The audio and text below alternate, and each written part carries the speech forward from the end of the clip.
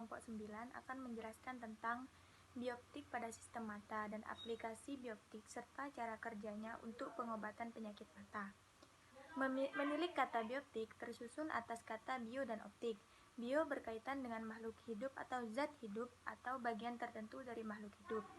Sedangkan optik dikenal sebagai bagian ilmu fisika yang berkaitan dengan cahaya atau berkas sinar.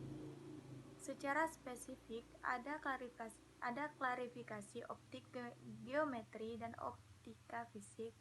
Fokus utama bioptik adalah terkait dengan indera penglihatan manusia, yaitu mata. Mata menjadi alat optik yang paling penting pada manusia atau makhluk hidup. Bagaimana proses sebuah objek dapat dilihat dan dipersepsikan di otak? Apa saja bagian-bagian mata yang berperan? Mengapa seseorang bisa rabun atau mengapa respon mata terhadap perubahan intensitas cahaya di gelap atau terang berbeda? Mata banyak pengetahuan yang kita peroleh melalui suatu penglihatan. Untuk membedakan gelap atau terang tergantung atas penglihatan seseorang. Ada 3 komponen yang pengendaraan penglihatan. 1. Mata memfokuskan bayangan pada retina.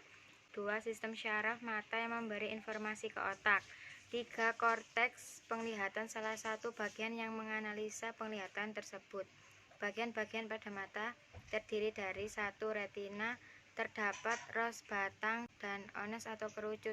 Fungsi rod untuk melihat pada malam hari, sedangkan kon untuk melihat siang hari. Dari retina ini akan dilanjutkan ke syaraf optikus. Fovea centralis, darah cekung yang berukuran 0,25 mm. Di tengahnya terdapat macula lutea atau bintik kuning. 3. Kornea dan lensa. Kornea merupakan lapisan mata paling depan dan berfungsi memfokuskan benda dengan cara refraksi. Tebalnya 0,5 mm. Sedangkan lensa terdiri dari kristal, mempunyai 2 permukaan dengan jari-jari kelengkungan 7,8 mm. Fungsinya adalah memfokuskan objek pada jarak 4 pupil. Di tengah-tengah iris terdapat pupil yang berfungsi mengatur cahaya yang masuk.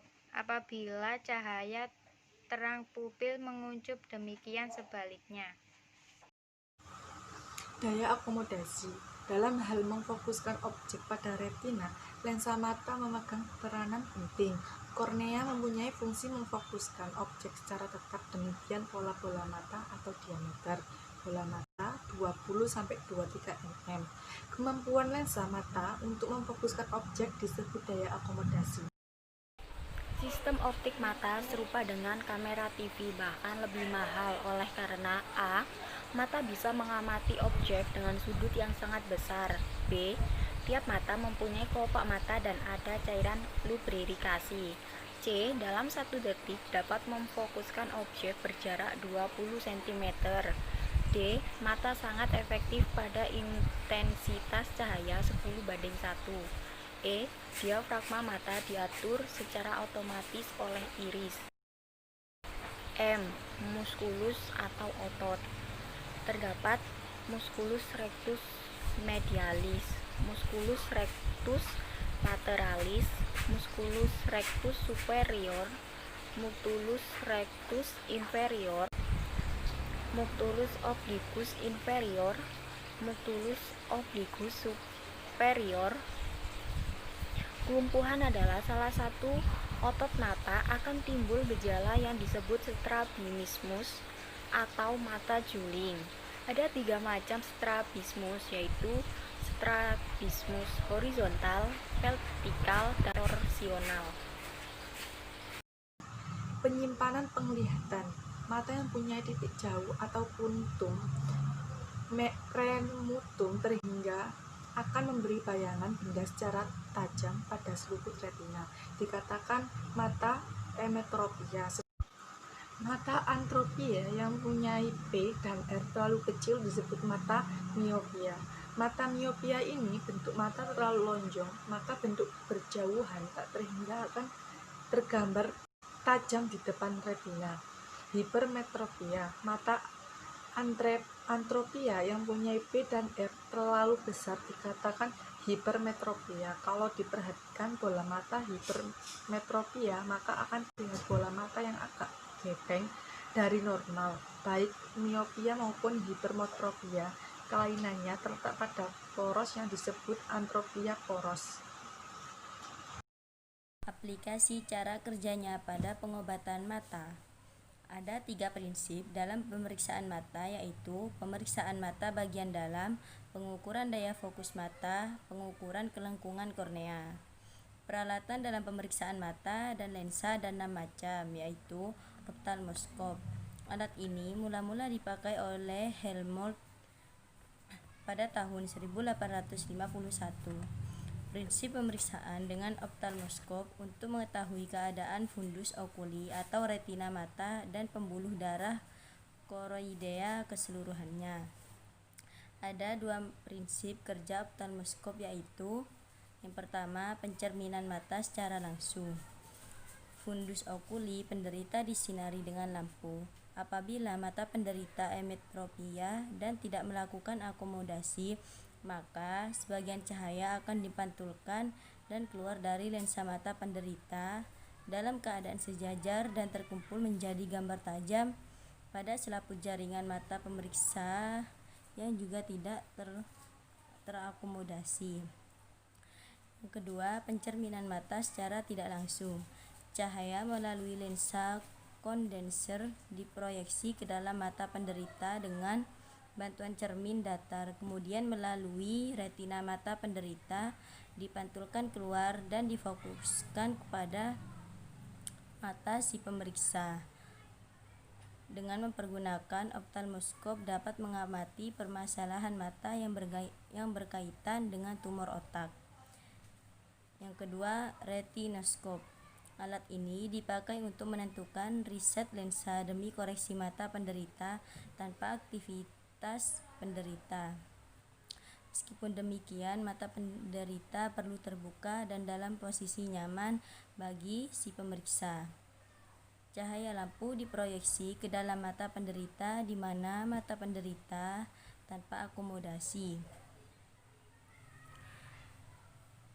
Fungsi retinoskop dianggap normal apabila suatu objek atau cahaya berada di titik jauh mata akan difokuskan pada retina. Cahaya yang dipantulkan retina akan menghasilkan bayangan fokus pada titik jauh pula.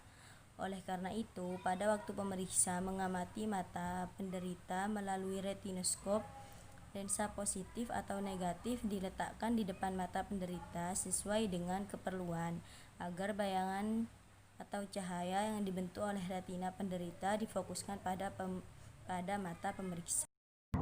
Alat ketiga yaitu keratometer.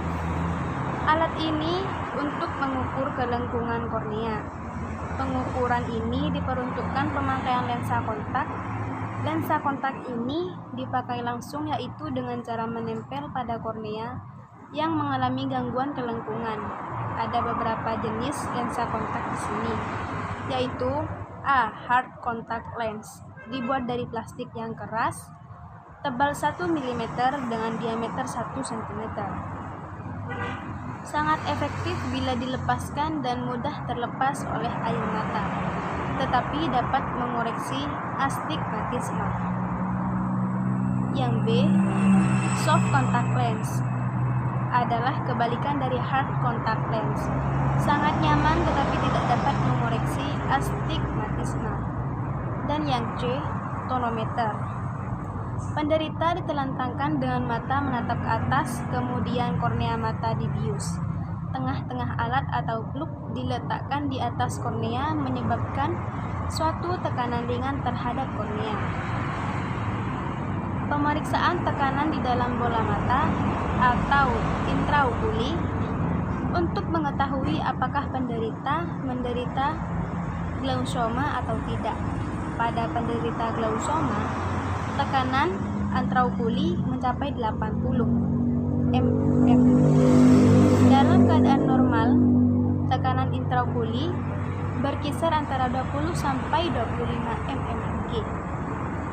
Dengan rata-rata produksi dan pengeluaran cairan humor aqueous 5 mm atau paling.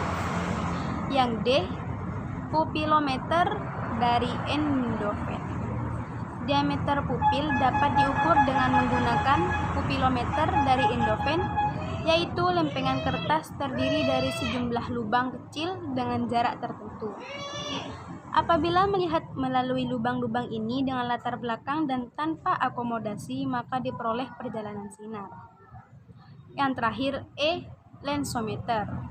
Suatu alat yang dipakai untuk mengukur kekuatan lensa, baik dipakai si penderita atau sekedar untuk mengetahui dioptri lensa tersebut. Dengan memakai lensometer, benda penyinaran digerakkan sehingga diperoleh bayangan tajam melalui pengamatan lensa. Sekian presentasi dari kelompok kami, kurang lebihnya kami mohon maaf. Wabillahi taufiq wal hidayah. Assalamualaikum warahmatullahi wabarakatuh.